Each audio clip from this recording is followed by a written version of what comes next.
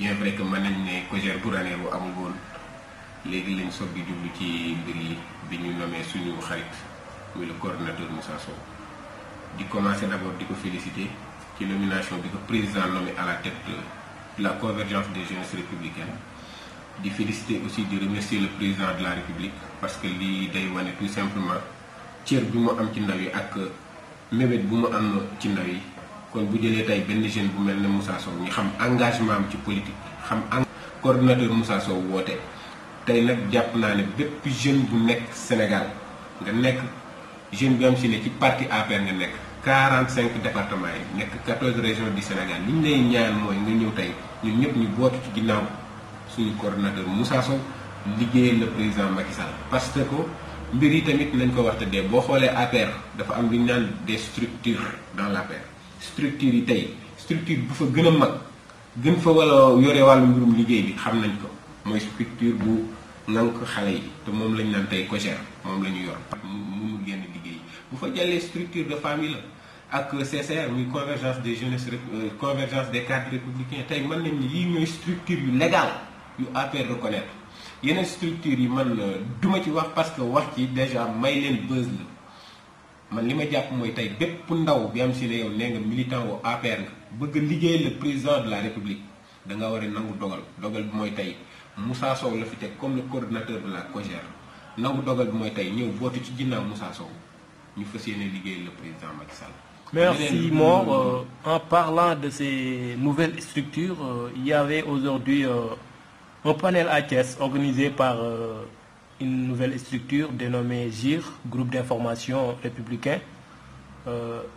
En tant que responsable de la COJER nationale, bon, vous avez été notifié pour ce panel ou bien parce que aussi il y avait aujourd'hui l'AG de la COJER.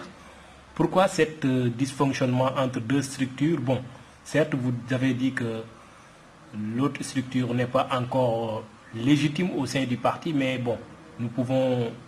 le légaliser parce qu'il y avait des autorités du parti qui étaient là-bas pour donner de l'aura à cette structure. Qu'est-ce que vous pouvez nous dire sur ça? xam nga fi may tàmbalee mooy d'abord GIR mën naa ne tey la doon GIR ZIG la woon ZIG moo nekkoon groupe d'information gouvernementale maanaam benn groupe la woon bi fi newoon bi am si ni dañ koy jox lépp lu xëyatoog information yi jëm ci gouvernement bi mu koy relayer loolu wax dëgg yàlla am jàpp nañ ne liggéey bu am solo la mais tey li ñëwaat doon GIR muy doon groupe d'information républicain d'accord nañ loolu ba tey lu baax la mais buñ ne ñun ñëpp dañu bëgg a liggéey COJER di une structure légitime et légale de l'APR tey ñu mettre à la tête Moussa Sow mu ne moom de bi ko président dénkee léegi dafa bëgg a def benn diagnostic maanaam dugg ci au fin du Sénégal dem ci 45 départements yi rencontrer les COJER des 45 départements du Sénégal xool lan mooy càmbar leen lan mooy seeni jafe-jafe ngir saafara je crois que tey ñun bu dee dañ ne dañuy liggéeyal président ci loolu lañu waroon a wéy mais man li ma ci jaaxal mooy waa GIR yooyu noonu ngay wax dañu bàyyi ba waa COJER def li ñu naan seen tournée parce que ñun suñu tournée mi ngi war a commencer le 14 bii nii 14 décembre ñu ngi koy commencer déjà Saint-Louis di ci convier à toute la jeunesse républicaine de la région de Saint-Louis ñoom ñu ne dañuy tourner xam nga loolu noonu du yoon du ay mbir yam si ne war na am ci parti te je crois que loolu du lu rafet ci parti te ñun ay ndaw lañ tey demaguñ fenn suba ñun ñoo war a yor réew mi kon je crois que dañu war a rafetal depuis léegi te lii jàpp naa ne du lu rafet. Bon, parce que selon vous, bon, quelle doit être la solution pour quand même bon se réunir autour de l'essentiel parce que solution bi lenn kese la mooy le président de la République Macky Sall wax ñoom keroog jour bi ñuy def seen panel bi au niveau de Terrou bi président keroog la mu leen wax dafa leer nee na leen li ngeen di def day d'accord naa ci liggéey bu am solo la maa ngi leen di sant maa ngi leen di gërëm mais fii dama fi teg Moussa Sow muy le coordonnateur de la COJER nationale liggéey leen ak moom nekk leen ci ginnaaw ngeen liggéey loolu kese solution bi. Bon, c'est clair, mais c'est clair. Est-ce que Moussa est en train de faire son rôle d'appeler les gens à l'unité, que ce soit GIR, que ce soit d'autres structures que nous entendons partout? Est-ce que Moussa est en train de faire son rôle sur ça? Moussa, je crois que li mu wax ñëpp dégg nañ ko une COJER de tous et une COJER pour tous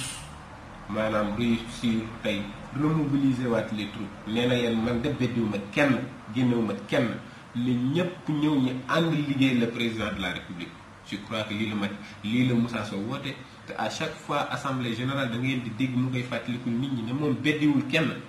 képp ki nga xam si ne tu te réclames de la jeunesse républicaine soxla na la ci ginnaawam soxla na say xalaat soxla na say jéego soxla na sa liggéey pour nga ñëw ñu mën a mottali liggéey bi ñu sumb. Merci Mor, nous sommes à quelques minutes de la fin de l'émission. Bon, vous avez dit que Moussa a appelé tout le monde,